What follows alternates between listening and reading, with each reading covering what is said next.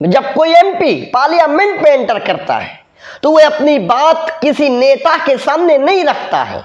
अपने जिले के परेशानी या अपने जिले का कोई काम जो हो ना रहा हो, फंड नहीं आ रहा हो, वह किसी नेता के सामने नहीं रखता है, चाहे भले ही उसके पास 150 सांसद ही क्यों ना हो।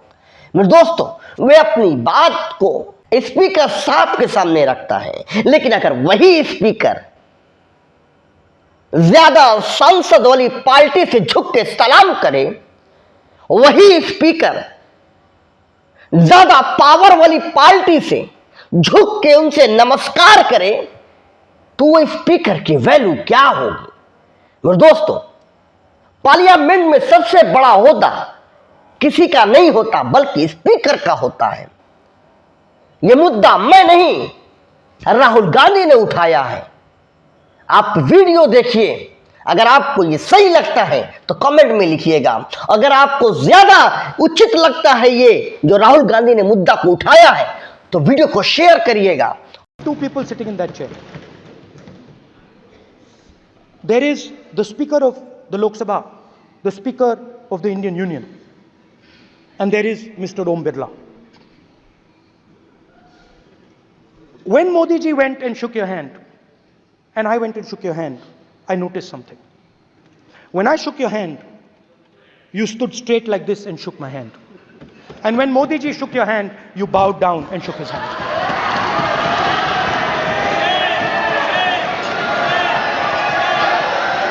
ये आसन के सामने आरोप है, ये चेयर के सामने आरोप कर रहे हैं माननीय। Now with all respect, sir.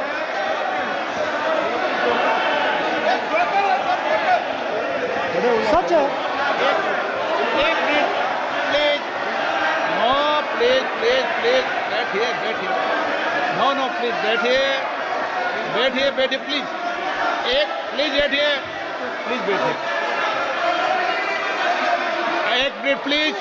एक minute please, okay please no. माननीय प्रतिपक्ष के नेता, एक मिनट प्लीज, माननीय प्लीज नो। प्रतिपक्ष के माननीय नेता, माननीय प्रधानमंत्री सदन के नेता हैं और मुझे मेरी संस्कृति संस्कार ये कहते हैं,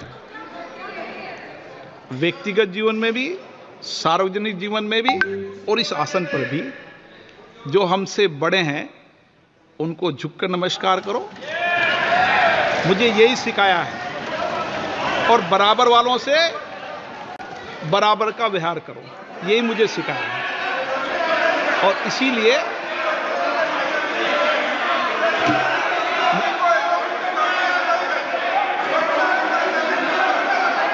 स्पीकर सर,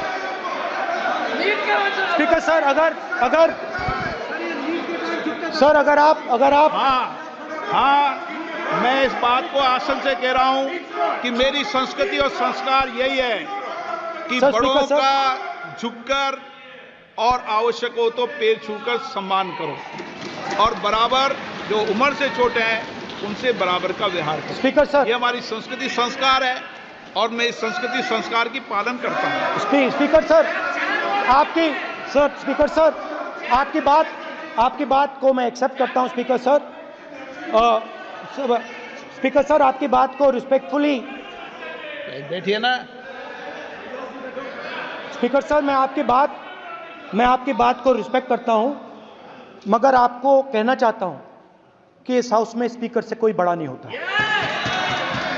स्पीकर सबसे बड़ा है, हम सबको स्पीकर के सामने झुकना चाहिए और मैं आपके सामने झुकूंगा और सारा का सारा ऑपोजिशन आपके सामने झुकेगा।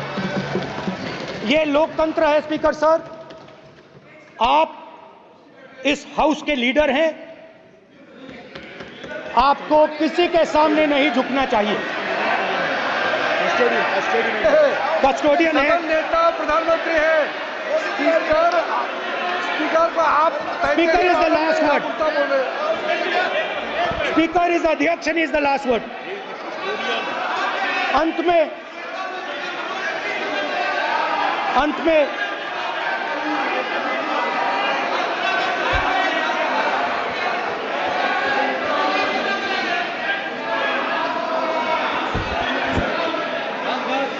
Speaker is the last word in the Lok Sabha, and in that spirit, Speaker is the last word in the Lok Sabha, and in that spirit, as members of the Lok Sabha, we are subservient to the Speaker.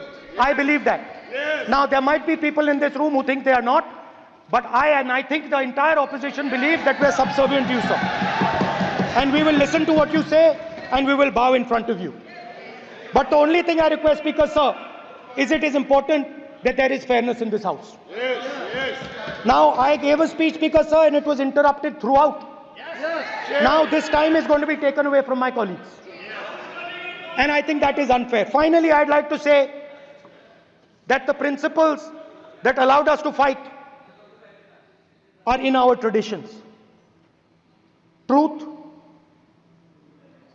courage, non-violence. And they're in all our religions.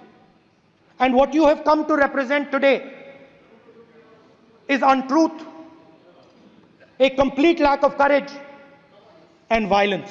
And my recommendation to you, if you take it, this country has a government and you are the government. And you are, whether we like it or not, you are the government of India. Elected by the people. And I agree to that. But I would say to you that as individual members, as the cabinet, you do not spread fear in this country. That you do not spread hatred in this country. That you listen to the farmers of this country, you listen to the students of this country. When the opposition says to you, let's have a debate for one day, have it. It's not going to harm anybody.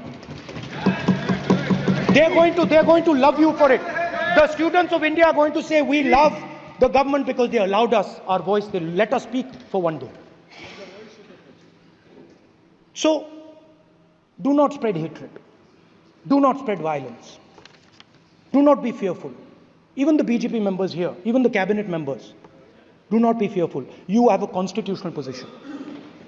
You are individuals and then you have a constitutional position.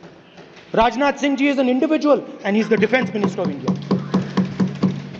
And that is the way this country has to be run. And we as the opposition, don't take us as your enemies. We are not your enemies.